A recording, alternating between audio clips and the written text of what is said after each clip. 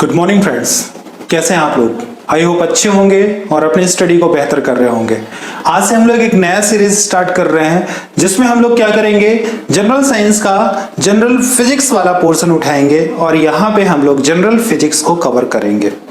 ध्यान रखिएगा, फिजिक्स से कई स्टूडेंट बहुत डरते हैं क्योंकि कई स्टूडेंट ऐसा होता है कि वो 10वीं के बाद फिजिक्स को नहीं पढ़ते हैं और एक मन में डर बना रहता है कि फिजिक्स बहुत टफ होती है। और ध्यान रखिएगा, जनरल फिजिक्स के पोर्शन में हम उन्हीं टॉपिक्स को उठाएंगे जो आपके एग्जाम के लिए बहुत ही बेनिफिशियल होंगे और जो सीधे सीधे आपके सिलेबस से कनेक्ट होंगे।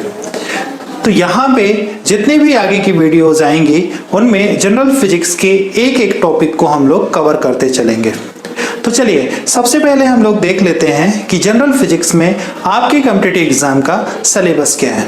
तो जैसा कि आपकी स्क्रीन में दिख रहा है, यहाँ पे हमने उन्हीं टॉपिक्स को दिखाया है, उसी सिलेबस को हमने यहाँ पे दिखाया है जो नियर अबाउट सभी कॉम्पिटिटिव एग्जाम में एक जैसा होता है या इसी सिलेबस को हर एक कॉम्पिटिटिव एग्जाम में फॉलो किया जाता है।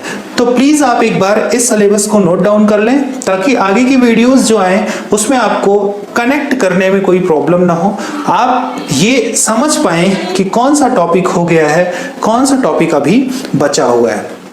तो ध्यान रखिएगा, इसी सिलेबस के अकॉर्डिंग हम आगे चैप्टर्स को उठाएंगे। आगे की वीडियोस में आपको सारे चैप्टर्स इसी के अकॉर्डिंग मिलते रहेंगे। तो चलिए आज हम लोग इस सिलेबस का पहला चैप्टर उठाते हैं और समझते हैं कि किस तरह से हमें कॉन्सेप्ट क्लियर करना है और किस तरह से हमें कॉम्पिटिटिव एग्जाम के लिए तैयार होना है। तो चलिए शुरू करते हैं।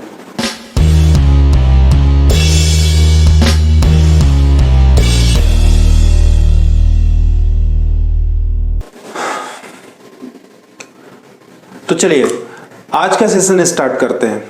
आज जो हमारा पहला टॉपिक है फिजिक्स में, सबसे पहला टॉपिक ये है यूनिट एंड मेजरमेंट। इसे आप हिंदी में इकाई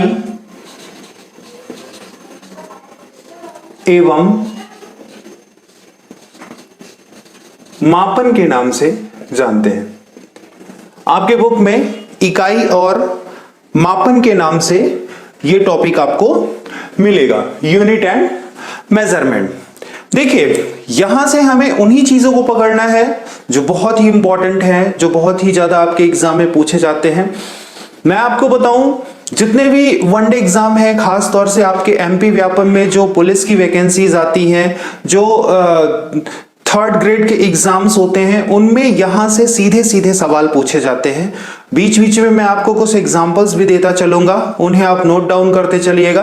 देखिए यहाँ पे ज्यादा हमें डीप में नहीं जाना है क्योंकि मैं पहले ही बता चुका हूं कि आपके मन में फिजिक्स का एक डर बना हुआ है। सबसे पहले हम उस डर को निकालेंगे और सिलेबस के उतने डीप तक जाएंगे जितना हमें जरूरी है। तो इकाई एंड मापन में सबसे पहली चीज जो आपको जाननी है वो ये जानना है कि क्या होती है फिजिकल क्वांटिटी। फिजिकल क्वांटिटी यानी भौतिक राशि। भौतिक राशि क्या होती है इसे हमें समझना है। अगर हम डेफिनेशन देखें इसकी तो थोड़ी सी टफ हो जाती है, हम केवल इसको एक्सप्लेन कर रहे हैं, इसको आप समझ लीजिए। देखिए फिजिक्स में बहुत सारे रूल्स रेगुलेशंस होते हैं जिन पे फिजिक्स बेस होती है। जैसे लेंथ का एक नियम होगा, ठीक है, लेंथ क्या होती है, ब्रेड्थ क्या होती है, मास क्या होता है, डिस्टेंस डिस्प्लेसमेंट क्या होता है, स्पीड क्या होती है, ठीक है। तो जैसे अगर हम बात करें स्पीड की तो स्पीड इक्वल टू क्या हो जाता है, डिस्टेंस अपॉन टाइम। ध्यान रखिएगा, स्पीड इक्वल टू क्या हो जाएगा, डिस्टेंस अपॉन टाइम। और ये क्या है, फिजिक्स का एक नियम है, फिजिक्स का एक नियम है। तो फिजिक्स के ऐसे नियम जो जिन्हें हम मेजर कर सकते हैं या कैलकुलेट कर सकते हैं, जिन्हें हम मेजर कर सकते हैं या कैलकुलेट कर सकते हैं, उन्हें क्या कहेंगे, फिजिकल क्वांटिटीज कहेंगे, भौतिक राशि कहेंगे। ठीक है, तो आप इन्हें कह सकते हैं, फिजिकल क्वांटिटी को क्या कह सकते हैं, वी कैन measure और कैलकुलेट। वी कैन मेजर और कैलकुलेट, या आप कह सकते हैं इट कैन बी मेजर्ड और calculate. It can be measured और कैलकुलेट, यानी इन्हें मापा जा सकता है या गिना जा सकता है, इनका मेजरमेंट किया जा सकता है। तो जितनी भी राशियां होंगी किसमें, फिजिक्स में, जिन्हें हम कैलकुलेट कर सकते हैं या मेजर कर सकते हैं, वो सब क्या कहलाएंगी, फिजिकल क्वांटिटीज कहलाएंगी। फॉर एग्जाम्पल, आप अगर आलू खरीद के लाते हैं, सपोज करिए अगर आप आलू खरीद के लाते हैं, तो ये बताते हैं ना कि हमने 5 किलो आलू खरीदा, ठीक है, तो उसमें एक न्यूमेरिकल डिजिट है ना 5 केजी। आपने आलू कितना खरीदा, 5 केजी, तो इसमें एक क्वांटिटी है, क्या है, एक क्वांटिटी है और एक मेजरमेंट यूनिट है, ठीक है। तो यहां पे एक न्यूमेरिकल फॉर्म आपको मिल रहा है, एक गिनती मिल रही है, एक नंबर मिल रहा है, यानी हम इसे मेजर कर रहे हैं या कैलकुलेट कर रहे हैं। तो जितनी भी क्वांटिटीज होंगी ये सब क्या कहलाएंगी, फिजिकल क्वांटिटीज कहलाएंगी। आई होप आपको ये समझ में आ गया होगा। चलिए इसके आगे बढ़ते हैं। इसके आगे देखिए, इसके आगे आपको दो तरह की क्वांटिटीज आपको मिलेंगी। There are two type of physical quantity in physics।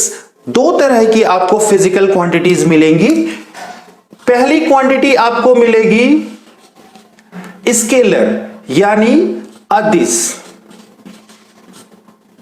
इसको इंग्लिश में क्या कहते हैं, स्केलर क्वांटिटी, ठीक है। दूसरी आपको क्या मिलेगी, सदिश। इसको इंग्लिश में आप क्या कहते हैं, वेक्टर क्वांटिटी। तो यहां पे दो तरह की आपको क्वांटिटी मिली, अदिश राशि और सदिश राशि, यानी scalar quantity and vector quantity. अब यहीं से एग्जाम में आपसे क्वेश्चन पूछा जाएगा, कुछ क्वांटिटीज दे दी जाएंगी और आपसे पूछा जाएगा कि ये स्केलर है कि वेक्टर है। तो सबसे पहले चलिए हम समझ लेते हैं कि कौन सा स्केलर होता है, कौन सा वेक्टर होता है। तो देखिए, ये फिजिकल क्वांटिटीज हैं, इनको हम रिप्रेजेंट करेंगे मेजर करके, ठीक है। तो जिनके मेजरमेंट में केवल मैग्नीट्यूड की आवश्यकता होती है, मैग्नीट्यूड, इसको हिंदी में क्या कहते हैं, परिमाण। तो जिन क्वांटिटीज में केवल मैग्नीट्यूड की आवश्यकता होती है, परिमाण की आवश्यकता होती है, उन्हें हम अदिश राशि कहते हैं। जैसे मास हो गया, ठीक, डिस्टेंस हो गया, टाइम हो गया। कुछ एग्जाम्पल मैं यहां पे दे रहा हूं, परेशान मत होइएगा। जितने फिजिकल क्वांटिटीज हम आगे भी पढ़ेंगे तो हम आपको बताते चलेंगे कि ये वेक्टर है कि स्केलर है, सारी चीजें क्लियर होती चलेंगी। तो यहां पे एग्जाम्पल में जैसे आप मास ले लीजिए, ठीक है, टाइम ले लीजिए, ठीक है, डिस्टेंस ले लीजिए, ठीक है, स्पीड ले लीजिए, ये सब क्या हो जाएंगी, अदिश राशि हो जाएंगी। इनको रिप्रेजेंट करने के लिए केवल परिमाण की आवश्यकता होगी। 5 kilo, 5 second, 5 kilometre, 5 kilometre per hour, ठीक है, या 5 किलोमीटर पर सेकेंड। यहां पे सब में केवल आपको परिमाण की आवश्यकता हो रही है, मैग्नीट्यूड की आवश्यकता हो रही है, आपको दिशा बताने की जरूरत नहीं पड़ रही है, इसीलिए ये क्या है, अदिश राशियां हैं। अब चलते हैं हम लोग सदिश राशि में। तो सदिश राशि में दो चीज आपको देखनी है, इसके लिए magnitude and direction, magnitude and direction यानी परिमाण और दिशा दोनों की आवश्यकता पड़ेगी। यानी जब आप सदिश राशियों को बताएंगे, इनको मेजर करेंगे, इनको रिप्रेजेंट करेंगे, तो आपको मैग्नीट्यूड भी बताना पड़ेगा और डायरेक्शन भी बताना पड़ेगा। जैसे वेलोसिटी, यानी वेग, जैसे डिस्प्लेसमेंट,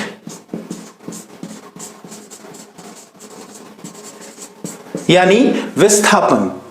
इन दोनों को जब आप बताएंगे, ऐसी बहुत सारी क्वांटिटीज हैं, मैं आपको केवल एग्जांपल के रूप में बता रहा हूं, ऐसे क्वांटिटीज को जब आप रिप्रेजेंट करेंगे तो आपको मैग्नीट्यूड भी बताना पड़ेगा एंड डायरेक्शन भी बताना पड़ेगा। जैसे कितने वेग से बस चल रही थी, तो आप बताएंगे कि 50 किलोमीटर पर आवर के वेग से बस पूरब से पश्चिम की ओर चल रही थी। यहां पे डायरेक्शन बताना बहुत जरूरी है, यहां पे डायरेक्शन बताना बहुत जरूरी है। और इस तरह से आप कह सकते हैं कि जब इसमें डायरेक्शन होगा तो ये निगेटिव, पॉजिटिव और जीरो तीनों हो सकती है। यानी ये निगेटिव भी हो सकती है, ये पॉजिटिव भी हो सकती है, ये जीरो भी हो सकती है, ठीक है। बट ये क्वांटिटी केवल और केवल पॉजिटिव होगी, ये निगेटिव और जीरो नहीं हो सकती। जबकि सदिश राशियां निगेटिव भी हो सकती हैं, पॉजिटिव भी हो सकती हैं, जीरो भी हो सकती हैं। वेलोसिटी आपका जीरो भी हो सकता है, वेलोसिटी आपका निगेटिव में भी जा सकता है, वेलोसिटी आपका पॉजिटिव में भी हो सकता है, ठीक है। जब इसमें चेंजेस होंगे, देखिए वेलोसिटी में जब चेंजेस होगा वो क्या कहलाएगा, एक्सेलरेशन या रिटार्डेशन, यानी त्वरण या मंदन। तो त्वरण और मंदन दोनों में दिशा है, इसलिए ये भी क्या हो जाएगा, सदिश राशि हो जाएगी। तो आई होप ये कॉन्सेप्ट आपको समझ में आ गया होगा। देखिए अभी तक आपने फिजिक्स नहीं पढ़ा है तो यहां पे आपको कॉन्सेप्ट क्लियर करना पड़ेगा, और जब कॉन्सेप्ट क्लियर कर लेंगे तो आपका फैक्चुअल डाटा अपने आप तैयार हो जाएगा। तो ध्यान रखिएगा, अदिश राशि में केवल और केवल परिमाण की जरूरत पड़ती है, दिशा नहीं बताया जाता।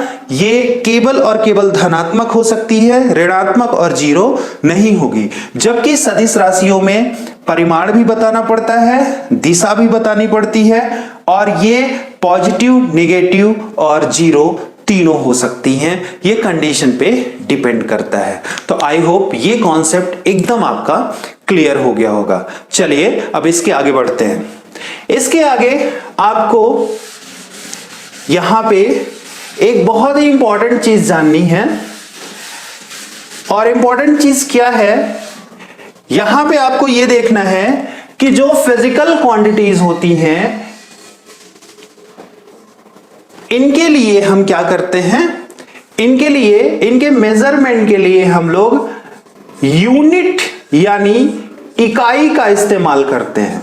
किसका इस्तेमाल करते हैं, देखिए जब भी कोई फिजिकल क्वांटिटी को हम मेजर करेंगे, उसे मापेंगे, तो हमें कोई ना कोई इकाई की आवश्यकता पड़ेगी, यूनिट की आवश्यकता पड़ेगी। तो हम यहां समझते हैं कि आखिर इकाई क्या होती है, ठीक है। तो देखिए इकाई क्या होती है, इकाई एक निर्देश मानक होता है, निर्देश मानक एक स्टैंडर्ड पैरामीटर होता है, एक स्टैंडर्ड पैरामीटर होगा, एक निर्देश मानक होगा, जिसके थ्रू आप रिप्रेजेंट करेंगे कि ये क्वांटिटी मापी गई है और किस निर्देश मानक में मापी गई है। हर एक निर्देश मानक का एक एक्चुअल डेफिनेशन होगा। जैसे आप यूज करते हैं केजी, तो आप जैसे ही केजी यूज करेंगे तो आप समझ जाएंगे कि ये मास की यूनिट है, ये द्रव्यमान की यूनिट है, और आप इसे द्रव्यमान को मापने में यूज करेंगे। तो यहां पे आप इकाई का मतलब समझ गए। इकाई का मतलब होता है एक निर्देश मानक जिसके थ्रू हम किसी फिजिकल क्वांटिटी को मेजर करते हैं। इतना आई होप समझ में आ गया होगा। अब देखिए जब हम बात करते हैं यूनिट की, तो यहां पे दो तरह की आपको यूनिट मिलती हैं, दो तरह की यूनिट मिलेगी। एक मिलेगी फंडामेंटल यूनिट, एक आपको मिलेगी फंडामेंटल यूनिट यानी मूलभूत इकाई,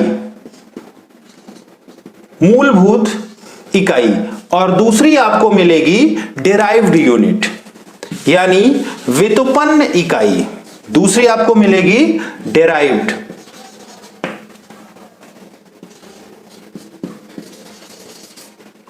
डिराइव्ड यूनिट यानी व्युत्पन्न इकाई,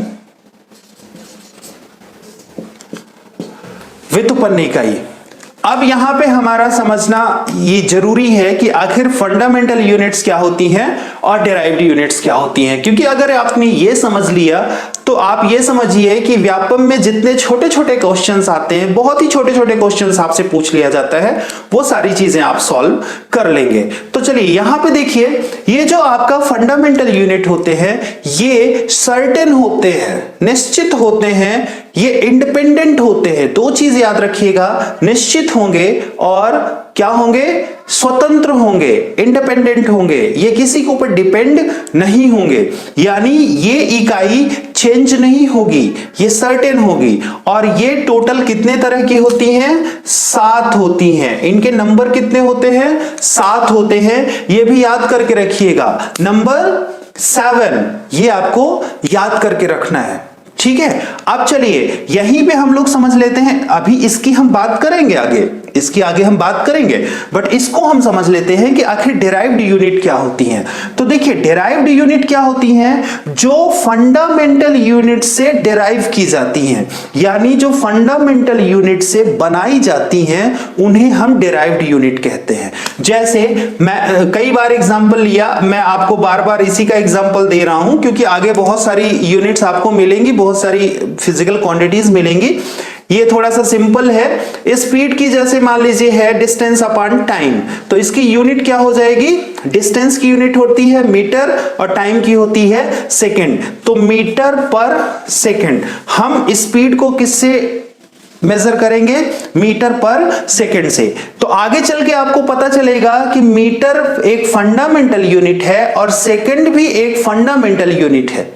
और देखिए यहां पे ना तो मीटर इंडिपेंडेंट है और ना ही सेकंड इंडिपेंडेंट है, दोनों एक दूसरे के ऊपर निर्भर है। तो इस तरह की जो यूनिट होगी उसे हम क्या कहेंगे, डिराइव्ड यूनिट कहेंगे। यानी आप कह सकते हैं कि दो या दो से अधिक मूलभूत इकाइयों से बनी इकाई व्युत्पन्न इकाई कहलाती है, डिराइव्ड यूनिट कहलाती है। तो आई होप ये आपको समझ में आ गया होगा। अब चलिए देखते हैं कि हमारे पास जो 7 मूलभूत इकाइयां हैं वो कौन कौन सी हैं, उन्हें आपको याद करना पड़ेगा। आप देख रहे होंगे कि आप बोर्ड में कुछ इकाइयां लिखी हुई हैं। एक बार वीडियो को पॉज कीजिए और इन इकाइयों को एक बार कॉपी में नोट डाउन कर लीजिए ताकि इन्हें याद करने में आपको आसानी रहे। तो सबसे पहले हम देखते हैं कि वो कौन कौन सी भौतिक राशियां हैं जिनकी इकाइयां हमें याद करनी है। तो देखिए 7 भौतिक राशियां हैं, मैं यहां पे हिंदी बोल रहा हूं, या चलिए आपके लिए मैं लिख भी रहा हूं, यहां पे हिंदी में लिख भी दे रहा हूं, आप उसे नोट डाउन करते चलिएगा। देखिए सबसे पहले इकाई है लंबाई। ये जो लंबाई है ये भौतिक राशि है और इसकी इकाई कौन सी है, मीटर। और मीटर में आपको सबसे बड़ी बात याद करनी है इसका सिंबल, और इसका सिंबल क्या होगा, स्मॉल m। उसके बाद मास यानी द्रव्यमान, और द्रव्यमान जो भौतिक राशि है इसकी इकाई क्या है, किलोग्राम है। और किलोग्राम का जो यूनिट जो सिंबल है वो केजी है स्मॉल में। नेक्स्ट है समय, प्लीज आप इसे नोट डाउन करते चलिएगा। मैं चाहता हूं कि मेरे वीडियोस में हिंदी और इंग्लिश इसमें प्रॉब्लम ना हो, इसलिए मैं जो भी बोर्ड में लिखा रहता है उसका हिंदी, इंग्लिश में लिखा है तो हिंदी, हिंदी में लिखा है इंग्लिश, उसको मैं कन्वर्ट करता हूं। तो समय जो है ये भौतिक राशि है, इसका जो मापक इकाई है वो सेकंड है और इसका स्मॉल एस में याद रखिएगा, स्मॉल एस। टेम्परेचर यानी तापमान, और तापमान की जो इकाई है वो केल्विन है और इसे हम के से रिप्रेजेंट करते हैं, कैपिटल के से, ठीक है। आगे है इलेक्ट्रिक करंट यानी विद्युत धारा, और विद्युत धारा की जो इकाई है वो एम्पियर है, कैपिटल ए। उसके बाद ल्यूमिनस इंटेंसिटी यानी ज्योति की तीव्रता, ज्योति की तीव्रता, ठीक है। ज्योति की तीव्रता, इसकी इकाई जो है वो कैंडेला है और इसका जो सिंबल है, जो इसका संकेत है वो सीडी है, किसमें है, स्मॉल में है। उसके बाद क्वांटिटी ऑफ सब्सटेंस यानी पदार्थ की मात्रा, और पदार्थ की मात्रा इसका जो इकाई है वो मोल है और इसका जो सिंबल है वो MOL है, स्मॉल में, किसमें, स्मॉल में MOL, और इसका जो फुल फॉर्म है MOLE है, तो यहां पे E हम हटा देंगे और केवल मोल लिखेंगे। आई होप ये सातों यूनिट्स आपने नोट डाउन कर लिया होगा और इसे याद रखेंगे। सीधे सीधे एग्जाम में पूछा जाएगा कि केल्विन का संकेत क्या है, स्मॉल के दे देगा, कैपिटल के दे देगा, या कभी कभी देखिए मैं एक एग्जांपल देता हूं, यहां पे दिया केल्विन का संकेत क्या है, पहले स्मॉल के दिया, ऊपर कैपिटल के दिया, और तीसरा के दे दिया ये, और चौथा दे दिया ये, सॉरी डिग्री और ये डिग्री। अब पूछा तापमान की जो इकाई है केल्विन, उसका संकेत क्या है। आप देखिए तापमान की 3 इकाइयां आपने और पढ़ी हैं, कौन कौन सी, र्यूमर, डिग्री सेल्सियस और degree Fahrenheit. Degree rumour, degree Celsius और डिग्री फ़ारेनहाइट।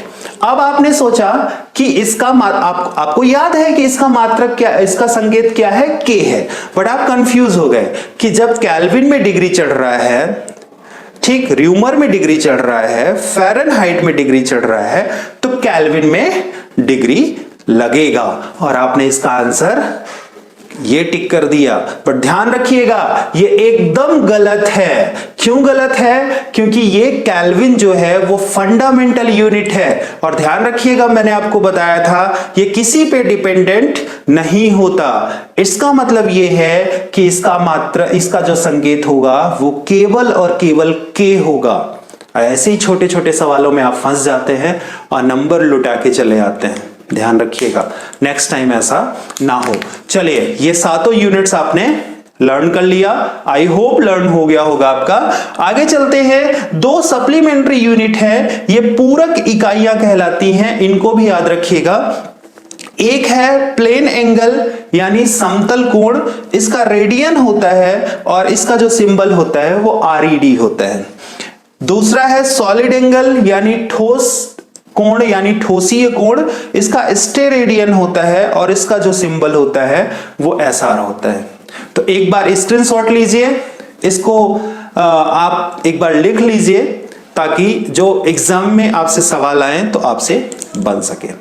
चलिए इसके आगे कुछ और विशेष बिंदु हैं यहाँ पे जिन्हें हमें समझना है, तो इसको मैं इरेज कर रहा हूं, उसके बाद जो और इंपॉर्टेंट पॉइंट्स हैं उनको हम लोग कवर करते हैं। चलिए फिजिक्स में ध्यान रखिएगा, जितने भी पॉइंट्स हम उठाएंगे पहले हम उसका एग्जाम्पल आपको देते चलेंगे कि सवाल कैसे पूछा जाता है। कई बार एग्जाम में कुछ सवाल पूछे जाते हैं, किससे पूछे जाते हैं, यूनिट सिस्टम से। यूनिट सिस्टम यानी इकाई पद्धति, इकाई पद्धति से सवाल पूछे जाते हैं। चलिए यहां पे हम आपको एक एग्जांपल देते हैं। एक बार ये शायद 2016 का क्वेश्चन है, व्यापम का ही क्वेश्चन है। यहां से पूछा गया कि जो मास है, मास का MKS पद्धति में मात्रक क्या होगा, इकाई क्या होगी। MKS पद्धति में मात्रक क्या होगा या इकाई क्या होगी। अब कुछ लोग समझ ही नहीं पाए कि आखिर ये MKS क्या है, मुकेश कुमार शर्मा, ऐसा कुछ तो नहीं है कि मुकेश कुमार शर्मा ने क्या यूनिट दिया था। तो ध्यान रखिएगा ये यूनिट सिस्टम है और इसका जवाब आप कैसे देंगे, बहुत ही इजी है, इसको चलिए समझते हैं। ठीक है, तो सबसे पहले आपको यह समझना है कि आखिर यूनिट सिस्टम कितनी होती है। यूनिट सिस्टम कितनी होती है, या सबसे पहले हम ये समझ लेते हैं कि यूनिट सिस्टम होता क्या है। तो देखिए यूनिट सिस्टम क्या होता है, यूनिट्स का एक अरेंजमेंट होता है, एक समूह होता है जिससे हम क्या करते हैं, फिजिकल क्वांटिटीज को मेजर करते हैं। और अगर एक समूह की हम बात करें तो उसमें कई यूनिट्स होंगी और उन्हीं को हम यूनिट सिस्टम कहेंगे। तो अगर हम देखें तो हमारे पास जो यूनिट सिस्टम है ये बेसिकली 4 हैं, FPS, CGS और MKS। एक और है जिसे हम कहते हैं SI यूनिट, इसे हम अभी समझते हैं। तो 1, 2, 3 एंड 4 ये 4 यूनिट सिस्टम है। तो चलिए इसको हम समझ लेते हैं। अब जब हम बात करते हैं यूनिट सिस्टम की तो सबसे पहले हम देखते हैं फिजिकल क्वांटिटी कौन कौन सी मेजर हो रही है। तो हम 3 फिजिकल क्वांटिटी की बात करते हैं। सबसे पहले लेंथ, फिर मास और फिर टाइम। तो अब देखिए यहां पे कैसे क्या करना है। यहां पे आपको बताना है कि FPS में लेंथ का क्या होगा, मास का क्या होगा और टाइम का क्या होगा। तो यहां पे कुछ याद करने की जरूरत नहीं है, ये आपको सिस्टम ही बता रहा है क्या होगा। सिस्टम क्या बता रहा है, यहां पे देखिए F है तो F का लिख दीजिए फुट, ठीक। P है, P का लिख दीजिए पाउंड और S का लिख दीजिए सेकेंड। तो लेंथ का हो जाएगा फुट, मास का हो जाएगा पाउंड और टाइम का हो जाएगा सेकेंड। CGS में देखिए C से लिख दीजिए सेंटीमीटर, G से लिख दीजिए ग्राम और S से लिख दीजिए सेकेंड। कुछ याद करने की जरूरत ही नहीं। MKS में लिखिए मीटर, ठीक है, मीटर। K से लिखिए किलोग्राम, ठीक है, और S से लिखिए सेकेंड। कुछ याद करने की जरूरत पड़ी? कुछ याद करने की जरूरत नहीं है, ठीक है। अब देखिए नेक्स्ट आप पूछेंगे कि सर SI यूनिट क्या होता है। तो SI यूनिट MKS यूनिट का ही एक एडवांस फॉर्म है, एक परिवर्धित रूप है। तो जो MKS पद्धति में यूज होगा वही SI यूनिट में भी यूज किया जाएगा, SI यूनिट सिस्टम में भी यूज किया जाएगा, ठीक है। अब देखिए इसका फुल फॉर्म क्या होगा। तो इसका फुल फॉर्म होगा इंटरनेशनल यूनिट सिस्टम या इंटरनेशनल सिस्टम ऑफ यूनिट। याद रखिएगा इंटरनेशनल सिस्टम ऑफ यूनिट, या इसका पहला एक और नाम था पहले, उसको कहते थे सिस्टेमा इंटरनेशनल। सिस्टेमा इंटरनेशनल। SI का क्या होगा, सिस्टेमा इंटरनेशनल। सिस्टेमा इंटरनेशनल, ठीक है। और ये आपने याद भी किया है, वो जो 7 यूनिट्स आपने फंडामेंटल यूनिट्स आपने याद किया है वो सब क्या है, सिस्टेमा इंटरनेशनल ही है। तो चलिए इसके आगे बढ़ते हैं। एक छोटा सा टॉपिक और है, उसको कवर करते हैं, फिर नेक्स्ट वीडियो में हम नेक्स्ट चैप्टर में चलेंगे। इसे नोट डाउन कर लिया आपने ना, पॉज करिएगा वीडियो को और इसे बैक जाइएगा और इसे नोट डाउन कर लीजिएगा, बहुत इंपॉर्टेंट है ये, ठीक है। इसके बाद कई बार आपसे एग्जाम में पूछा जाता है विमीय सूत्र। विमीय सूत्र, डायमेंशनल फॉर्मूला, ये आपसे पूछा जाता है। इसको यहां पे देखते हैं। तो देखिए पहले हम लोग यूनिट और मेजरमेंट के चैप्टर में हैं, तो हम यहां पे सबका आपको डायमेंशनल फॉर्मूला नहीं बताएंगे, क्योंकि सारी चीजें आपको आगे मिलेंगी। टेबल भी नहीं बनानी है, परेशान मत होइएगा। एक एक फिजिकल क्वांटिटी हम लोग पढ़ेंगे, है ना। तो सबका डायमेंशनल फॉर्मूला जितना आपके लिए आवश्यक है, ठीक है, वर्क हो गया, ठीक है, डिस्टेंस हो गया और डिस्प्लेसमेंट हो गया, जितने भी जितने भी फिजिकल क्वांटिटी हैं सब आगे आएंगी और आपको डायमेंशनल फॉर्मूला मिलेगा। यहां पे आपको यह समझना है कि आखिर ये है कौन सा जानवर, है ना, इसका कॉन्सेप्ट क्या है ये हमें समझना है। तो ध्यान रखिएगा, जैसे आपने देखा कि 7 टाइप की फंडामेंटल यूनिट्स होती हैं, बट आपके जो लेवल में जो एग्जाम में सवाल पूछे जाते हैं वो 3 फंडामेंटल यूनिट से पूछे जाते हैं। कौन कौन से फंडामेंटल यूनिट हैं? मास, लेंथ और टाइम। ये 3 फिजिकल क्वांटिटीज हैं, ये 3 फिजिकल क्वांटिटीज हैं जिनका आपको डायमेंशनल फॉर्मूला पूछा जाएगा, या इन्हीं से बनी चीजों का आपको डायमेंशनल फॉर्मूला बताना पड़ेगा। तो देखिए इन सब के लिए विमा बताई गई है कि विमा कौन सा है, ठीक है। तो मास के लिए जो विमा यूज होती है वो m होती है, लेंथ के लिए L होती है और टाइम के लिए T होती है। ये 3 विमाएं आप याद रखिएगा, मास के लिए M, लेंथ के लिए L और टाइम के लिए T। अब जितने भी आप डायमेंशनल फॉर्मूला पढ़ेंगे वो किस रूप में होंगे? mlt, इस रूप में आपको डायमेंशनल फॉर्मूला मिलेगा mlt।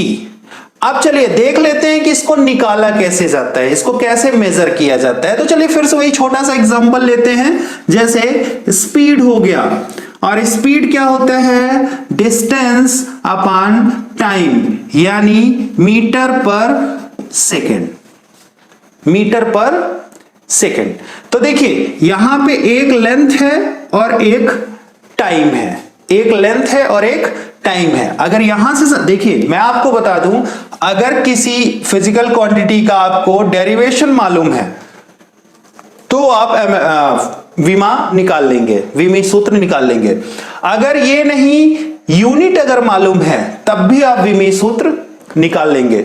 जब आपको विमी सूत्र मालूम है तो आप यूनिट निकाल लेंगे, और अगर आपको यूनिट मालूम है तो इसका डेरिवेशन निकाल लेंगे। सब एक दूसरे से इंटरकनेक्टेड होते हैं। तो जैसे हमें क्या मालूम है, हमें मीटर पर सेकंड मालूम है, तो इसमें देखिए मीटर पर सेकंड में क्या है, एक मीटर है, और मीटर क्या है, लेंथ की यूनिट है, यानी एल है।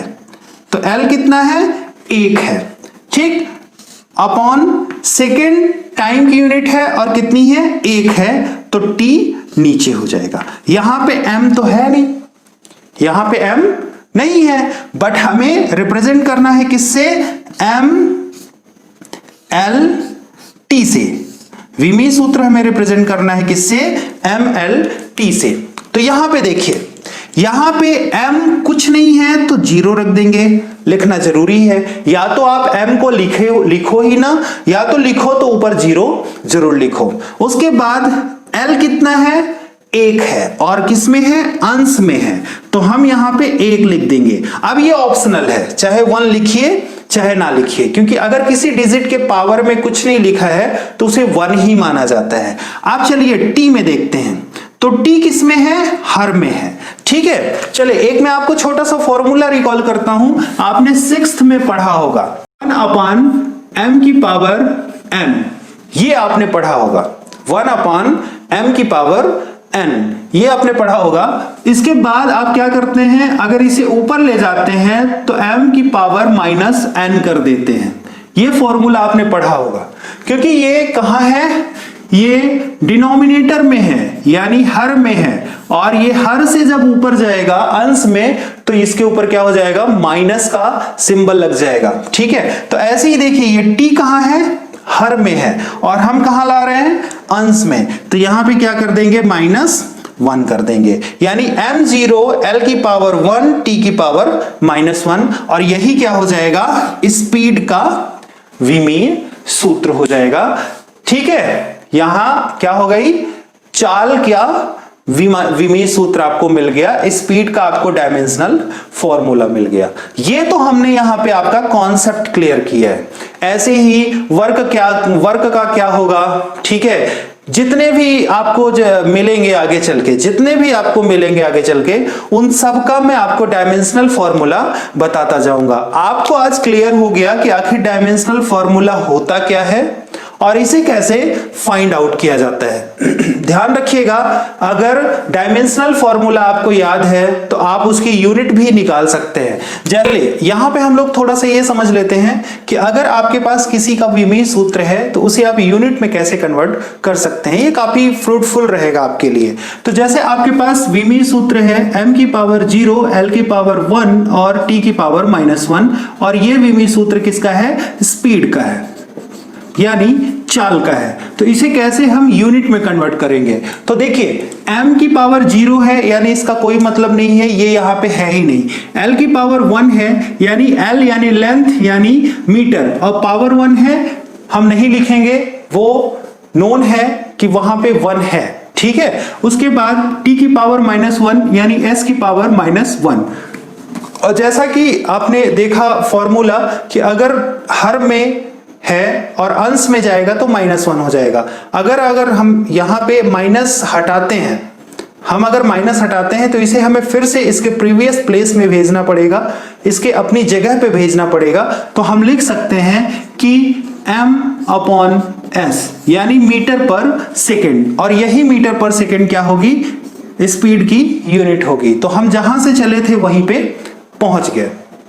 तो आई होप कि ये सारी चीजें आपको बहुत अच्छे से समझ में आई होंगी। और अगर आप कॉन्सेप्ट क्लियर करते चले तो आगे आपको ज्यादा प्रॉब्लम्स नहीं होंगी। आप जब बुक खोलेंगे तो वहां पे बहुत सारी लिस्ट आपको मिलेगी, जैसे कितनी यूनिट्स होती हैं, ठीक है, यूनिट्स की जो छोटी छोटी यूनिट्स होती हैं वो कौन कौन सी होती हैं, उनका डायमेंशनल फॉर्मूला क्या होता है, फिजिकल क्वांटिटी को जब हम मेजर करते हैं तो कौन सा इंस्ट्रूमेंट यूज करते हैं, ये सारी चीजें आपकी बुक में लिखी हुई होंगी।